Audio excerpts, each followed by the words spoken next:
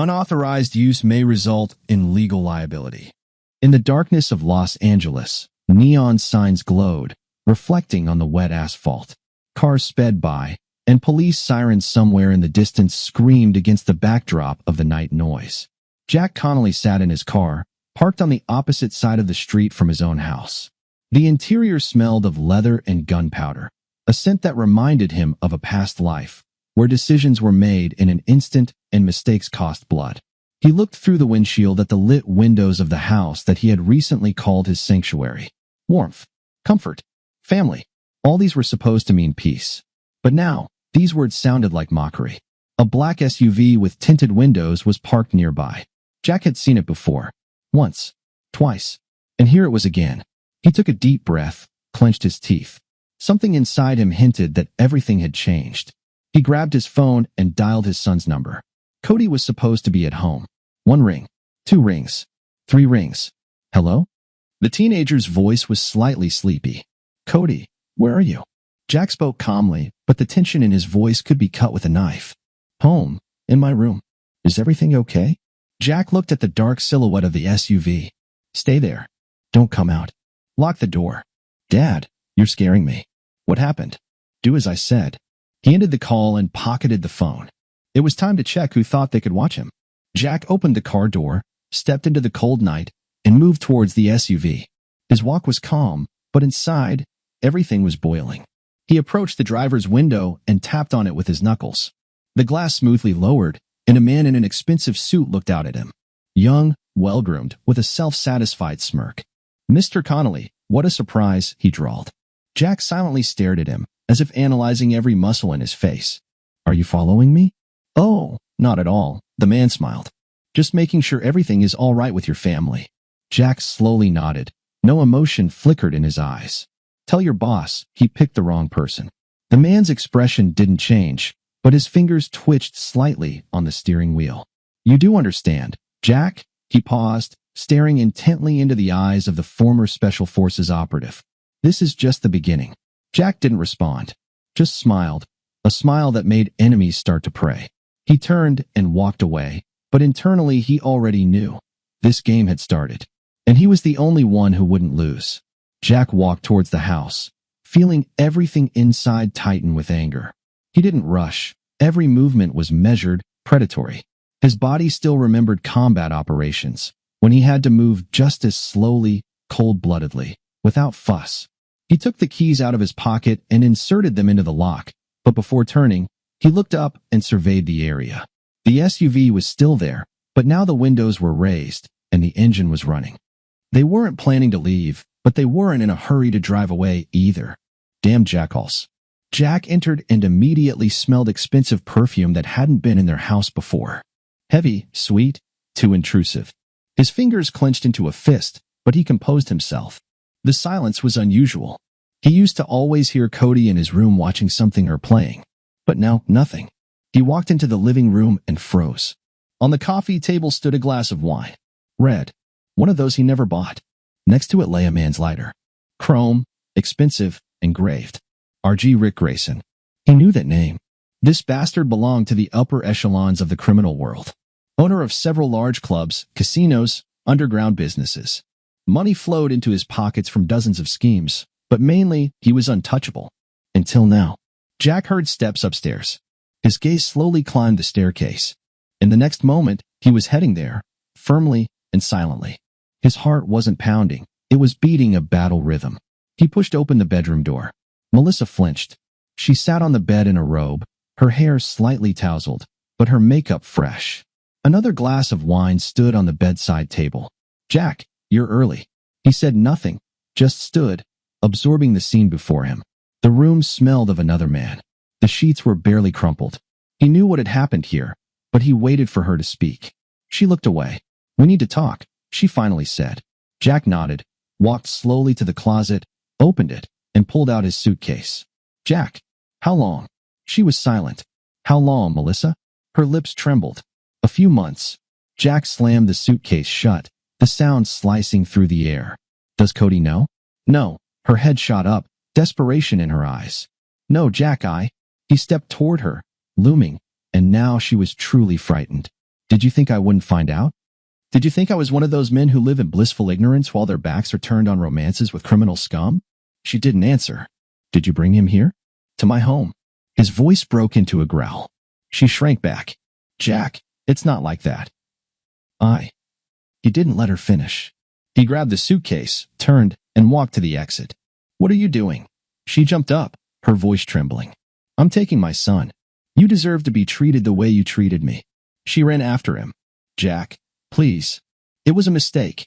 He stopped at the door to Cody's room, turned around. A mistake? I was unhappy. I was looking for. Looking for? He smirked. You were looking for someone to give you a better life, right?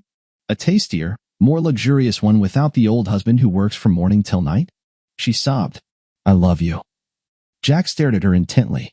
No, love doesn't betray. He pushed the door to his son's room open. Cody was sitting on the bed, fear and questions in his eyes. Dad. Pack your things, son. We're leaving. Where? Away from here. Behind Jack, he could hear Melissa quietly crying, but it stirred nothing in him. No anger, no pity. Just a cold understanding that everything built over so many years had crumbled in an instant. Cody quickly packed a backpack. When they left the house, the SUV had already disappeared. But Jack knew this was not the end. It was only the first part. Ahead, war. Jack and Cody drove along the night highway. The headlights caught lonely road signs, shoulders, the rare oncoming cars. Tense silence reigned in the cabin. Cody sat, his gaze fixed on the side window, shoulders hunched, his breathing shallow. He was angry, confused, scared. Jack gripped the steering wheel tightly, as if trying to crush it into powder. The speedometer read 80 miles per hour, but it felt like he was standing still. Thoughts hammered in his temples. Dad, where are we going? His son's voice was muffled, but it carried hidden anxiety. Jack didn't respond immediately. To an old friend. Is this forever? He clenched his teeth. For now, yes. Cody sighed heavily. So what now? Jack glanced in the rearview mirror. The road was clear. No one was following. For now. Now, son, we need to sort this mess out. Cody looked at him warily. You're not planning to. What? Do what you used to do? Jack was silent. Dad, I know who you are. I know who you were. You taught me that violence is a last resort. He gripped the steering wheel harder. This is a last resort, Cody. They crossed a line. And Mom? Jack smiled, but there was no joy in his eyes. What about Mom? You still? Jack gave him a long look. She betrayed us both, son. That can't be fixed. Cody looked away, frowning. I don't know how to live now. Get used to it. Cody looked at him in surprise. Just like that? No, not just like that. It's never just like that. But the world is such that if you don't stand up for yourself, you will be forced into place. His son shook his head. I don't want to live in a world where you have to fight for a place. Jack smirked. Then you'll have to find another world. They drove a few more miles in silence. Eventually, Jack turned off the highway, heading towards an old warehouse district. The streets here were empty, only sparse streetlights illuminated the wet asphalt. He parked the car near an abandoned hangar, turned off the engine. Stay here, he said. Dad. Just stay in the car, Cody. He got out, slammed the door, and walked to the hangar gates. Knocked 3 times. Silence. Then a heavy scraping of locks. The door cracked open, and in the doorway appeared a man in his 50s, with a thick beard and eyes that could burn a hole in the soul. Damn, Connolly. Didn't expect to see you again. Hello, Roy. You look like you just crawled out of hell. In a sense, that's true. Roy smirked, stepped aside. Well, come on in. Tell me, what's the mess this time? Jack entered, knowing this was the first step into a new war. And this war was destined to end in only one thing. Blood. Roy closed the door behind him and clicked a heavy bolt into place. Inside the hangar, the smell of metal, oil, and gunpowder hung in the air. Wooden crates were scattered around, some open. Inside were weapons, ammunition, bulletproof vests. Jack's gaze slid across the space, noting 3 armed men at a table playing poker, casting sidelong glances at him. You quit this, Connolly, Roy said, walking to the table and picking up a bottle of whiskey. That was true, until one bastard decided to ruin my life. Roy nodded, took a drink, and put the bottle back. Tell me. Jack leaned against the cold metal wall, crossed his arms. Rick Grayson. Roy cursed softly. Seriously? You got involved with that psycho? Not me. He got involved with me. Slept with my wife, Wants to take my son and my business. Scumbag, muttered one of the poker players. Exactly. Roy took a deep breath and rubbed his chin. Jack, this guy isn't just rich. He's bought half the cops in the city. He has connections in the cartel, and his men are former mercenaries. You can't take this on alone. That's why I'm here. Roy looked at him carefully, then glanced at his men. You want a war? No. I want justice. Roy smirked. And what do you think the difference is? Jack just stared at him. Roy sighed, splashed more whiskey into his glass, drank it, and finally nodded. All right, where do we start? Jack pulled out a lighter with the initials RG engraved on it and tossed it onto the table. Find me this bastard. Find out where he hangs out, who he meets. I want to know every detail. One of the guys at the table chuckled. That'll take time. You don't have it, said Jack. They've already been following me. They know I won't go quietly. Roy raised his eyebrows. So they'll come. Jack nodded. And we'll be ready. At that moment, a muffled explosion sounded outside. The metal walls of the hangar trembled. The lights flickered. The guys immediately grabbed their weapons. Damn, muttered Roy. They're faster than we thought. Jack quickly turned and ran to the door. When he flung it open, he was gripped by an icy feeling. His car was engulfed in flames. Cody was inside. Jack didn't hesitate. He darted forward, feeling the world narrow down to a fiery pinpoint. Cody. The fire scorched his face, burned his hands, but he didn't care. He heard a cough. Cody stumbled out of the door, barely able to stand. Jack caught him, dragged him away from the car. Behind them, bullets whistled. Ambush! Yelled one of Roy's men. Jack shielded his son with his body and dove behind a concrete barrier. Cody was gasping from the smoke, but he was alive. Dad. Shuh, Jack checked him. No serious wounds. Roy was already issuing commands, his men returning fire. Jack pulled his pistol from its holster, exhaled. Son, stay here. Dad, no. Jack placed his hand on his shoulder. Trust me. He slowly raised his head, assessing the enemy positions. 4 of them, 2 vehicles. Good equipment. But they made a mistake. They left him alive. Jack burst from cover, fired twice. One fell, the other jerked, clutching his side. Bullets whizzed by, but Jack moved quickly. The enemy didn't expect him to charge. He lunged for the first car, grabbed a fallen automatic rifle. Now he had the advantage. He turned and opened rapid fire. A third fell. The fourth tried to escape. Jack didn't give him a chance. The last shot. Silence. The burning car lit up the battlefield. Roy approached, glanced at the bodies. I think you just officially started a war, buddy. Jack looked at him, then at Cody, who, despite the shock, looked at his father with something new in his eyes. They started it, said Jack. What now? Asked Roy. Jack reloaded his pistol. Now we finish it. Jack stood amid the charred remains of his car, feeling the air melt from the heat. The smell of burnt metal, gasoline, and char hit his nostrils. He was barely breathing, not from the smoke, but from rage. Cody sat on the ground, coughing heavily, palms pressing against the wet asphalt. His face was smeared with soot, his eyes red from the smoke, but he was alive. Alive. Jack knelt before him, grasped his shoulders. Are you okay? Cody looked at him. His eyes said everything. Fear, shock, but most of all, understanding. He saw who his father was. The real Jack Connolly. Yeah, he rasped, coughing again. Jack quickly checked him over, looking for wounds, burns. Seemed intact. I pulled off the belt, managed. Cody swallowed, still realizing had nearly been burned alive. Good. You did everything right, son. Jack squeezed his shoulder, briefly closing his eyes, stifling a new wave of rage. Roy approached, carrying an automatic rifle over his shoulder. His other men were checking the bodies of the slain. These bastards didn't stand a chance, Roy snorted, looking at the blood-stained asphalt. They thought they could just take you out. Cheap mercenaries. They're not just mercenaries. Jack slowly rose, clenching his fists.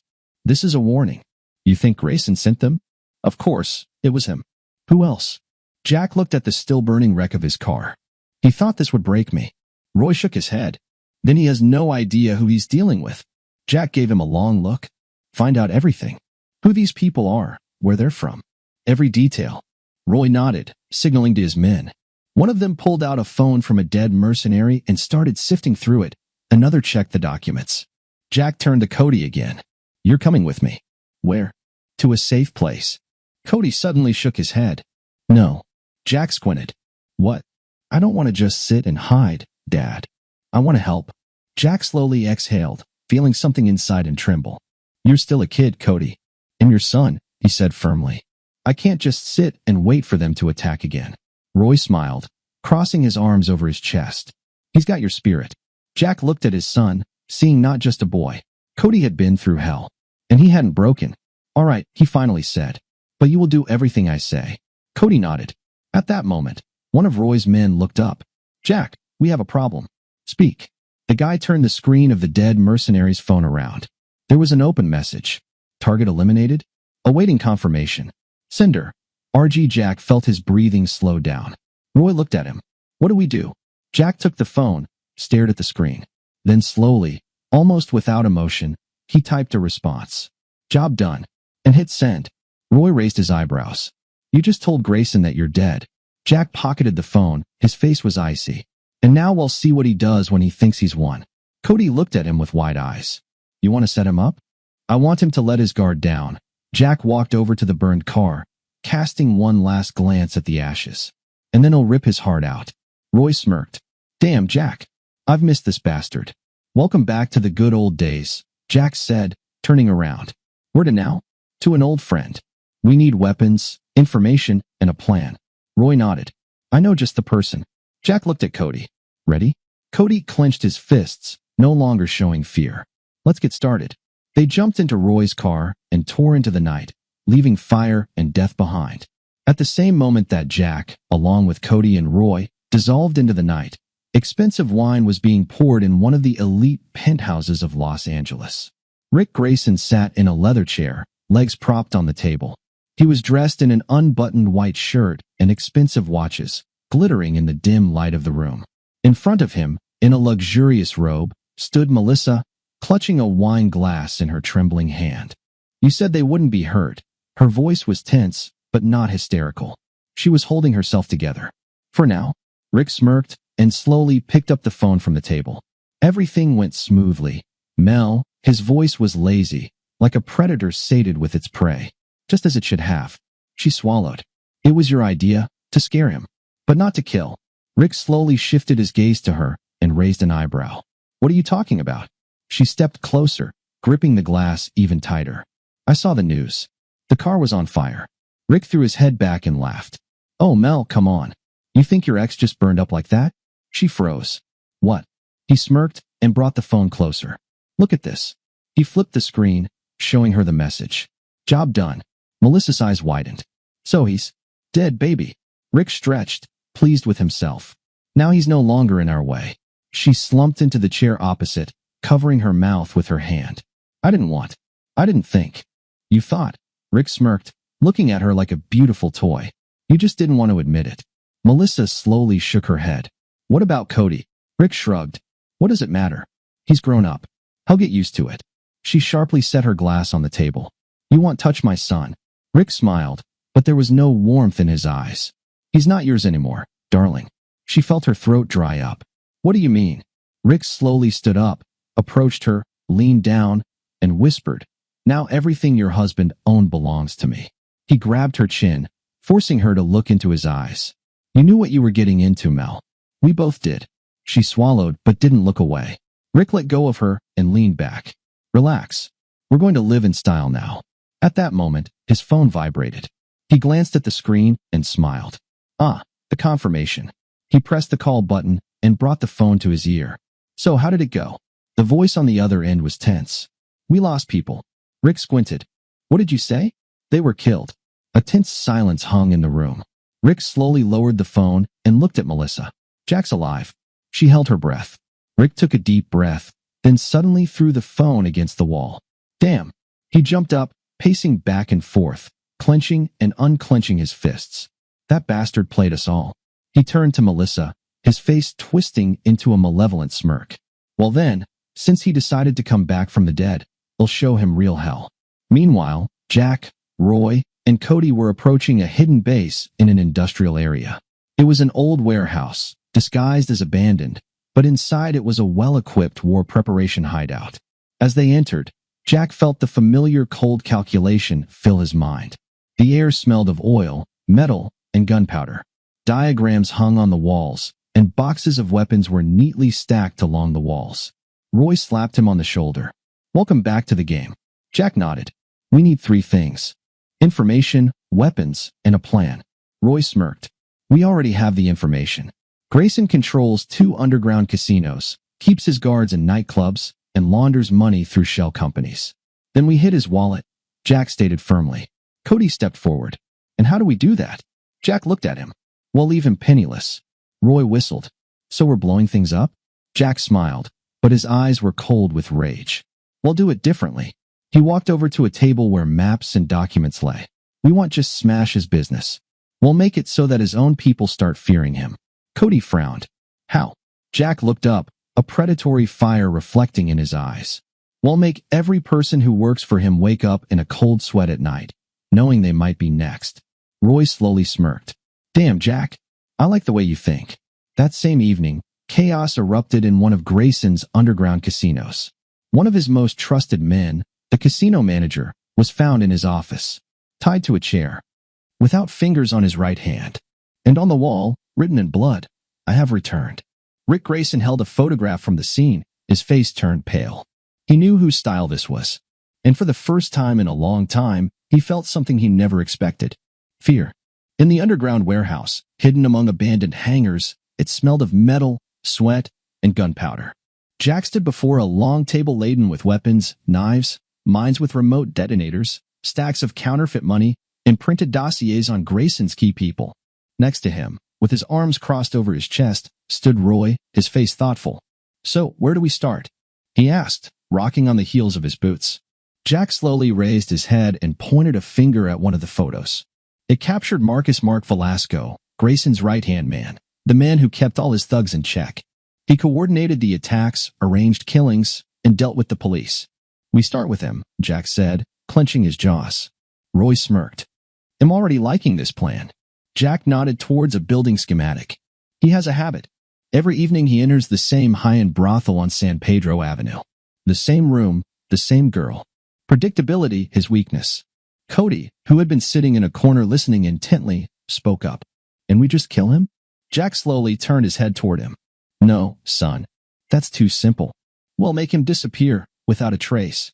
Cody frowned. "But why?" Roy laughed and patted the young man on the shoulder. "Because fear works better than death. If we just kill Velasco, Grayson will think it's just another gang hit. But if his right hand vanishes as if he evaporated, his imagination will start working."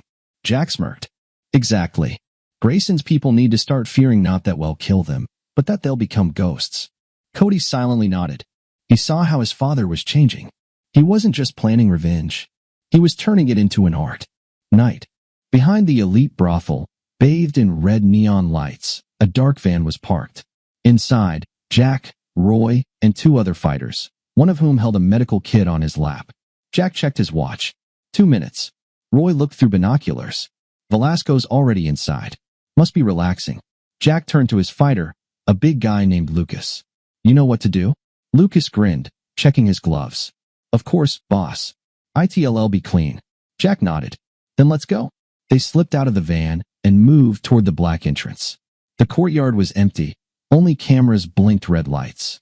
Roy lifted a silencer to the cameras, made 2 clear shots. "All clear." Jack pulled out a small canister of paralyzing gas. "Open the door." Lucas removed an electronic pick from his belt and clicked the lock open within 10 seconds. They burst inside. Corridor. 2 prostitutes at the counter, and both guards, looking at their phones. A sharp hissing sound. Jack sprayed the gas. The women slumped to the floor like marionettes. The guards twitched but didn't even get a chance to squeak before Roy deftly knocked one out with the handle of his pistol, and Lucas grabbed the other by the neck, knocking him out in seconds. Jack looked at the map. 2nd floor, 4th room. They moved up the stairs, silent as ghosts. At the door, Jack raised his hand, stopping everyone. He put his ear to it. Inside, muffled voices. Velasco was laughing. "Yeah, baby, come here." Jack looked at Lucas, who pulled out a small syringe filled with a drug. Jack nodded. Bam. He kicked the door in. Velasco, sitting on the bed, turned sharply, only to see shadows. Lucas lunged forward, grabbed him by the neck, and in the next moment, the syringe was in his neck. Velasco twitched but didn't even manage to scream. Within 3 seconds, he was lying down, his body shaking, lips twitching. What? What? His voice was woolly. Jack leaned over, looking into his dilated eyes. Quiet, Marcus. We're just taking you for a walk. Velasco's pupils trembled. He tried to say something, but the drug was already taking effect. Jack turned to Roy. Let's take him. Roy smirked. And where are we taking him? For a tour. When Velasco regained consciousness, he was suspended upside down in complete darkness. His hands were tied behind his back, his mouth sealed with duct tape. Panic overwhelmed him. He gasped, thrashed, but couldn't do anything. Then a voice sounded. Good morning, Marcus. Jack's voice. Footsteps creaked. A single lamp lit up, illuminating a rotting brick wall. Jack stood in front of him, dressed in black, with a cold smirk. How are you feeling? Velasco gasped, trying to say something through the duct tape. Jack crouched next to him, pulled out a knife. You know, I could just kill you. But that would be boring. He slowly ran the blade across Velasco's skin, making a shallow cut. He flinched, but couldn't scream. Jack leaned in closer. You are a message. He ripped off the tape abruptly. Velasco screamed. Jack let him scream, then grabbed his hair and whispered, Now you're going to Grayson, and tell him that I have returned. He stepped aside, giving Roy the signal. Velasco felt a prick in his neck. The last thing he heard before losing consciousness was Jack's cold voice. Tell him that I will take everything from him. Then darkness fell. When Velasco woke up for the second time, he was not alone. He was on his knees in the middle of an empty warehouse. His head throbbed, his muscles wouldn't respond. He tried to focus, but his vision was blurry as if he had just been pulled back from the other side. Jack Connolly stood in front of him. Behind him were Roy and two more fighters, silently watching the unfolding scene. The air was thick, heavy, smelling of rust and blood. Velasco tried to speak, but found his mouth dry, his tongue tangled. What? Good morning, Marcus. Jack's voice was even, cold, almost friendly. Velasco tried to lift his head, but something held him back. Only then did he realize. His hands were tightly tied to the back of the chair. His fingers throbbed with hellish pain. He looked down. 4 of them were broken with a hammer. Bones protruded, skin split, blood dripped down his wrists. He screamed. Roy rolled his eyes. Oh, come on. Why all the drama? Jack crouched in front of him, smirking. I know you've seen a lot, Marcus. And I know pain isn't new to you. Velasco gritted his teeth, his eyes darting around, looking for an escape.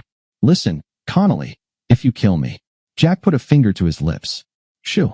I'm not going to kill you, Marcus. I need you alive. He slowly stood up, walked over to a table where tools were neatly laid out. Pliers, knives, a scalpel, and all, chloroform. He picked up a small medical clamp and turned back. You know, on one of my jobs I learned something interesting. He returned to Velasco and placed the clamp in his mouth. If you press the tongue to the roof of the mouth and hold it. He clamped down sharply. Velasco arched back, trying to pull his head away, but a strap around his neck kept him from moving. A person suffocates. But slowly, Jack whispered in his ear. Velasco's eyes began to fill with blood. His face reddened, his breathing turned into wheezes. Jack held him like that for exactly 20 seconds. Then he let go. Velasco coughed desperately, gasping for air, his body shaking with terror. Jack calmly tossed the clamp back onto the table. See? I didn't even touch your vital organs. He smiled. But you already think you're dying. Velasco trembled. What do you want? Jack slowly crouched, looking him straight in the eye. I want you to go to Grayson and tell him you've seen death. He leaned in closer, his voice a whisper. I want you to tell him that I am already nearby. Velasco swallowed, feeling icy dread clamp down inside him. Jack slapped his cheek sharply, then stood up quickly. Release him. Roy raised an eyebrow in surprise. Seriously? Just like that? Yes. Let him go. Roy shrugged and cut the strap that tied Velasco to the chair. He slowly got up, staggering, clutching his broken fingers. Damn it. He looked at Jack, but Jack had already turned away, signaling that the conversation was over. Leave, Marcus, Roy threw at him. Before we change our minds. Velasco didn't wait around. Staggering, he headed for the exit, leaving bloody traces behind him. Grayson was sitting in his office, rubbing his temples. He disliked the news that had been coming in over the past few hours. First his casino, now Velasco. The door burst open, and Marcus stumbled into the room. He was as pale as death. Grayson stood up. What the? He's alive, Velasco rasped. Grayson slowly approached. Who? Velasco lifted his head. Connolly. He's alive. Grayson stared at him with a long, heavy gaze. Then he burst into hoarse laughter. Really, are you serious? He pulled out a gun and pressed it to Velasco's forehead. Is this some kind of joke? He's back, Rick, and he's playing. Grayson stared at him for a few seconds, then put away the gun. Fine. He turned to his men. Find him, locate him, and then bring him to me. Grayson smiled. I like it when they think they have a chance. Melissa's house. Late evening. Melissa sat in the vast living room of Grayson's penthouse, wrapped in a silk robe, holding a glass of wine. The liquid trembled, and her fingers were white from tension. Only one thought circulated in her mind. He's alive. She had seen his car burning. She had heard from Rick that everything was done, that Jack was no more. But now her ex-husband had risen from the ashes. And he wasn't just alive, he was playing his game. The last message from Grayson on her phone screen read, Be ready. Well, find him. She took a sip of wine, but suddenly it tasted sour. Somewhere below, a door slammed. She flinched. Rick? She called. Silence. She stood up, her arms wrapped around herself, shivering, and walked to the hallway. Her heart was pounding so hard it seemed she could hear its echo in the walls. She approached the bedroom door and cracked it open. Darkness. She sighed and closed her eyes. God, I'm going insane. No, you're just living in the nightmare you created. The voice sliced through the silence like a knife through soft flesh. Melissa gasped and stumbled back, slamming against the wall. A silhouette emerged from the darkness. Jack. He stood before her, like a ghost from the past, but this was not the Jack she knew. This one was a shadow, a predator, his eyes burning with a cold fire. She tried to speak, but her tongue failed her. You thought I was dead? His voice was almost gentle. She swallowed. Jack. He stepped forward, pinning her against the wall. Tell me, Mel, what's it like to betray someone who gave everything for you? Her breathing became rapid, erratic. I didn't mean to. Didn't mean to? He smirked coldly, without emotion. You gave me a son, then brought a bastard into our home who wanted to take him from me. She trembled. I just wanted to live better, Jack. You became different. Withdrawn, angry. I wanted to feel, desired. Jack smirked, but there was no laughter in his eyes. Desired? He stepped closer, his breath scorching her skin. You were my queen. I built you a castle. And what did you do? You traded me for a scoundrel who bought you with diamonds? Her eyes filled with tears. Jack, His hand swiftly gripped her chin, forcing her to look into his eyes. No, you won't lie to me, Melissa. You're going to look me in the face while I strip you down to the bone. She shuddered. What are you going to do? He leaned in, his lips almost touching her ear. I'm not going to kill you, Mel. That would be too easy. He released her and stepped back, allowing her to breathe. She slowly slid down the wall, pressing a hand to her mouth, feeling the world collapse around her. I'll make sure that when Grayson looks at you, he doesn't see a beautiful toy, but charred trash. She gasped, pressing back against the wall. No. He slowly pulled out his phone and turned the screen towards her. On the video, Cody. Her son. Alive. But not with her. She sobbed. Oh God. Jack leaned in closer. You've lost him, and you will never see him again. Her eyes overflowed with tears. She grasped his hand, clinging like a drowning person. Jack, please. Too late. He forcefully pulled his hand free and straightened up. Tomorrow morning Grayson will receive the photos. Photos of you. Undressed, hands tied, beaten. She sobbed, covering her face with her hands. No. No, Jack, please. He'll think you were tortured by his enemies. Jack leaned in, his voice almost tender. And you'll see how quickly he turns away from you. She began to cry, her body shaking with horror. You're a monster. Jack looked at her with a long, thoughtful gaze. No, you created the monster. He turned and headed for the exit. Jack, don't go, please. He didn't look back. Goodbye, Melissa. The door closed behind him, leaving her alone in the darkness. Reckoning the next morning, Grayson's phone vibrated. He reached for it, yawning and not even opening his eyes. It was still early. He had spent the night with elite girls and expensive whiskey, so any morning disturbance annoyed him. But when he looked at the screen, sleep instantly fled. Unknown sender. A message without text. Only attached photos. He opened them. At first, he didn't understand. Then he clutched the phone, nearly crushing it in his hand.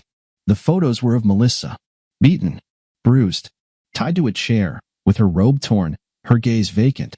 And the caption under the last photo, "Your property is no longer yours. You're next."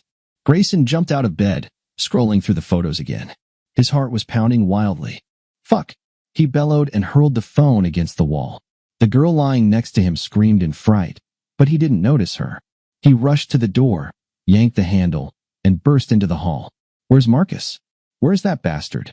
The guard standing by the entrance swallowed nervously. "Boss, Marcus, he's gone." Grayson froze. "What?" "He left last night. Didn't tell anyone anything." Fire flared in Grayson's eyes. "It's him, that bitch. He's back." He ran his hands through his hair, trying to gather his thoughts. Jack Connolly. The fucking dead man. But he was alive. Alive. And now he was playing by his own rules. Grayson clenched his fists. "Round up everyone. Shake down the city. I want his head." Old Boxing Club, South District. Jack stood in the shadows, watching as Cody struck the heavy bag again. The kid was worn out, but didn't stop. He hit until his knuckles bled. Roy stood by, shaking his head. "He's stubborn." Jack smirked. "He's my son." Roy looked at him with a crooked smile. Grayson must be losing his mind by now. "He's a mad dog cornered," Jack replied, leaning against a column. "And you know what they do with mad dogs?" Roy grimaced. "They send them to the slaughterhouse." "Exactly," Jack nodded. "But first, we cut off his paws." Roy whistled.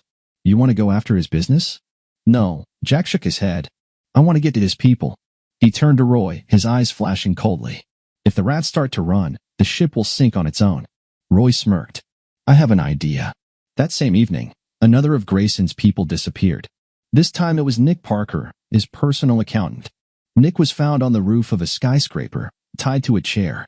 Security cameras captured the moment when a masked figure removed his gag and whispered in his ear, "Choose, you work for me, or you fly down." Nick chose the former. The next morning, another blow. Grayson's second club, blown up. The explosive device went off in the basement. No one died, but the building was condemned. Grayson was furious. But the real nightmare was still to come. Midnight. Grayson sat in his office, looking at the photos of the destroyed club when a sound echoed behind him. Quiet. Barely perceptible. As if someone slid a knife blade back into its sheath. He spun around. Darkness. But he felt it. Someone was here. "Come out, bitch," he roared, pulling out his gun. Silence. He took a step forward. "Think you can scare me?" Silence. But now he heard breathing. Cold metal slid across his throat. A whisper in the darkness. "I'm not scaring you. I came for you." And the next second, the light went out. Grayson barely had time to inhale as the light went out, and darkness enveloped him like a deadly shroud. Panic tore through his chest. He jerked back, raising his gun, but the air was empty. "Where are you, bitch?" His voice echoed off the walls, but only silence returned. Just breathing. Heavy, icy breathing, right next to him. He took a step back, then another, pressing his back against the wall. "I'm not afraid of you," but his voice trembled. From the darkness came laughter, low and almost merry. "Lies." Grayson flinched and jerked forward again, swinging the gun blindly. A shot. The bullet ricocheted off the wall. The laughter didn't stop. "Are you scared, Rick?" Grayson clenched his teeth. "He'll kill you, you bastard. You've tried already." Something flickered in the darkness. He reflexively fired again, but the next moment his hand was jerked back, twisted at an unnatural angle. Crunch. Pain exploded in his wrist. The gun fell to the floor. Grayson screamed, but a harsh glove covered his mouth, muffling the cry. "Quiet, quiet." Jack whispered in his ear. "I don't want this to end too quickly." He felt the steel of a cold knife slide across his cheek, leaving a thin trail of pain. "You think I don't know what it's like to be afraid, Rick?" Jack's voice was soft, almost tender. "When you walk down the street and feel someone watching you from the darkness. When you lie in bed and hear the door creak. When every shadow movement seems to you the beginning of the end." Grayson jerked, trying to break free, but Jack only tightened his grip, pressing him harder against the wall. "You broke my life. You tried to take my son. You thought you could take everything from me." Jack sharply yanked Grayson's head back, making him gasp. "But now I'm here, and I'm taking everything from you." Grayson gasped for air, but managed to utter, "Are you going to kill me?" Jack slowly leaned closer. "No." And then the lights flickered back on. Grayson blinked, breathing heavily, but what he saw made him freeze. He was standing in the center of his office, back to the desk, and around him. His people, a dozen guards he had hired for his own protection, now stood in the corner, their hands clasped behind their heads. Their mouths were taped shut, and next to them were Jack's men, armed, ready. And no one was rushing to help. Look at them, Rick, Jack smirked, easily turning his face toward his own men. You're loyal dogs. They were supposed to protect you, right? Grayson swallowed. Guys, let's... But no one even twitched. Jack slowly picked up Grayson's phone from the desk and unlocked it. I've already talked to them. They made their choice. He opened the banking app. Half of your accounts are frozen. The other half is no longer yours. Grayson choked. You couldn't. I could. Jack tossed the phone at his chest. You're nobody, Rick. Just a cowardly rat who thought he could rule this city. He turned Grayson to face him, looking him in the eyes. And do you know what will happen to you now? Grayson was silent. You will live. Grayson's eyes widened. You will disappear. Jack leaned closer. You will wander the world, afraid that I will be around every corner. You will wake up in a cold sweat, waiting for the night I finally come for you. He squeezed his face with one hand, fingers digging into the skin. I won't let you die, Rick. They'll give you the worst punishment, fear. He let him go like a sack of garbage. Grayson slumped to the floor, gasping for air, his hands trembling. Jack turned to Grayson's men. The door is open. He's free. Everyone froze. No one spoke a word. Grayson lifted his head, his face slick with sweat. You. But Jack was no longer listening. He stepped back, holstering his gun. You thought you could destroy me, but now you know the truth. He turned and headed for the exit. I am the one who cannot be killed. And at that moment, Grayson understood. Jack left the office, leaving behind a broken Grayson. The night was cool, the air tinged with tension. It seemed everything was over. He had avenged. He had destroyed Rick without firing a single shot. But something tugged at his chest, not allowing him to relax. Roy was waiting by the car, leaning against the hood. Well, the final chord? He asked, lighting a cigarette. Almost. Jack looked into the darkness. Roy squinted. Something wrong?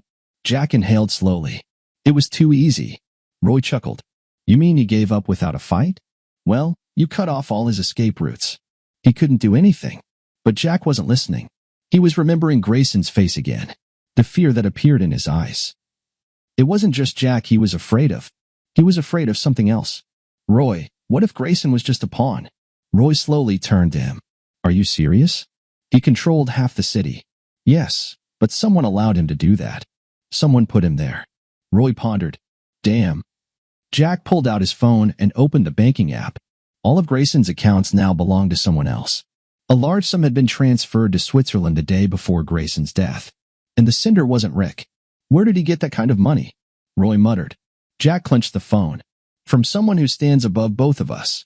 2 days later, Grayson was dead. He was found in a hotel room with a bullet through his head. The police called it suicide. But Jack knew the truth. They didn't let him escape. Someone had cleaned up by killing him. Roy entered his office, threw a newspaper on the desk. Was it you? Jack slowly shook his head. No. Roy sat down, scratching his chin. Then who? Jack looked up. The one behind him. He opened his phone again and carefully looked at the account number in Switzerland. And then he froze. Beside it on the screen appeared a name. The one who controlled Grayson's money. The one who always stayed in the shadows. Melissa Connolly. What the hell? Roy jumped up. Are you saying that all this time your ex-wife was the main player? Jack stared at the screen, feeling his blood run cold. I don't know. But I'm going to find out. Roy whistled. Man, I thought this was the end, but it looks like it's just beginning. Jack slowly nodded. Who really is Melissa? And how deep does this rabbit hole go? The mystery that should not have been Jack sat in a dark room, illuminated only by the dim light of a desk lamp. On his laptop screen burned numbers, transfers, names. Melissa Connolly. Jack read the name over and over again, but his mind refused to accept reality. Her? She was an ordinary woman. A housewife. His wife. The one he loved. And at the same time, the one who betrayed him. Roy entered the room, casually chewing on a toothpick. Well, it's her. Roy whistled. Damn. He sat down on a chair, leaning back. How long has she been doing this? Jack tiredly rubbed his face. That's the question. He clicked the mouse. On the screen appeared a record of a bank account opened 7 years ago. The time when he was still serving. When he was on a mission. When he trusted her, and she was already hiding something. So she's not just messing around. She's been doing this for a long time, Jack said quietly. Roy frowned. You mean, she's not just Grayson's mistress? Jack nodded. I mean, Grayson was her pawn. Roy cursed. Jack, this is beyond the shit we're used to dealing with. I know. Jack closed the laptop and stood up. And now it's time to find out the whole truth. Day X, Melissa's house. She sat in a leather chair, sipping wine when she heard the door of her penthouse slowly open. Rick? She called, not turning around. But in response, silence. Her heart stopped. She set the glass on the table, turned her head, and froze. Before her stood Jack. Alive. Whole. And with eyes full of cold. Did you come to kill me? Her voice was quiet but firm. Jack stepped closer. I came for the truth. She smirked, crossing her legs. The truth? She took a sip. The truth is, you were always too stupid to see it. Jack didn't look away. Speak. She set down her glass and leaned forward. You've always known you were just a tool, right? He didn't answer. She smiled. When you were fighting, someone had to think ahead. You came home, but you didn't know that your war never ended. It just shifted here. Into business. Into people. Into you. Jack slowly clenched his fists. You worked for them. I was more than just their person. She looked at him with a triumphant smirk. I created them. His blood froze. You. What? You really thought Grayson was in charge? He was just a puppet. Like you. Like everyone. He stepped closer, his breathing heavy. Did you order them to kill me? She looked straight into his eyes. Yes. Jack froze. For a moment, he just looked at her. Then suddenly he grabbed her by the throat and threw her against the wall. The wine glass shattered, her body slammed into the glass panel, and she groaned. You bitch. He roared. You sold me out. Sold out our son. Our whole life. She coughed but smiled. You sold yourself, Jack. You were always a soldier. It just took you too long to realize who the real enemy was. He clenched his fists. What now? Her voice was hoarse but cold. Are you going to kill me? Jack paused. Then he let her go. She fell to the floor, gasping for air. No. She slowly raised her head. What? He leaned closer to her, his voice a whisper of hell. They'll do to you what I did to Grayson. They'll leave you. She gritted her teeth. You wouldn't dare. I want you to live in fear. He straightened up. I want you to look in mirrors, expecting me there. I want you to wake up at night, knowing the city is no longer yours. She breathed heavily. You realize they'll find me? He nodded. I know. He turned and headed for the door. And I know what they'll do to you. She didn't respond. He walked out. The door closed.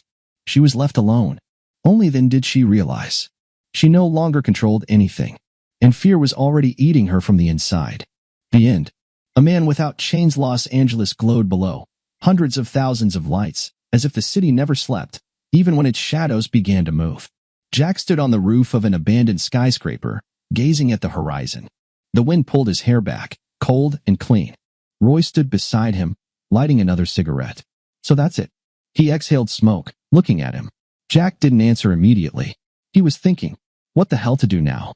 He had destroyed Grayson, crushed his empire, left his ex-wife alone, in fear and defenseless before those to whom she owed.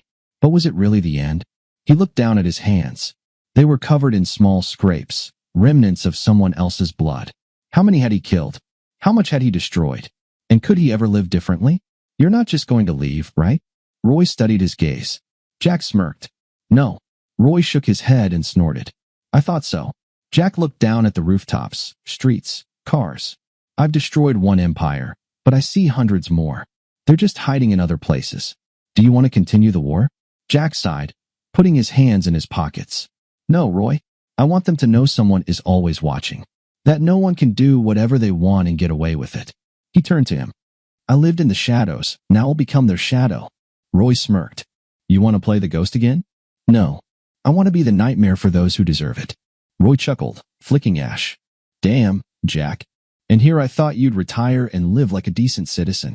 Not in this world, Roy. They stood in silence. Somewhere below, the city roared. Somewhere there, new schemes were born, new monsters created. But now there was a monster on their side. Jack pulled up his hood and headed for the roof exit. Roy watched him go, then smiled, shaking his head. Good luck, buddy. This city doesn't know the hell you've prepared for it. And he disappeared into the darkness. Now Jack Connolly belonged to no one. End.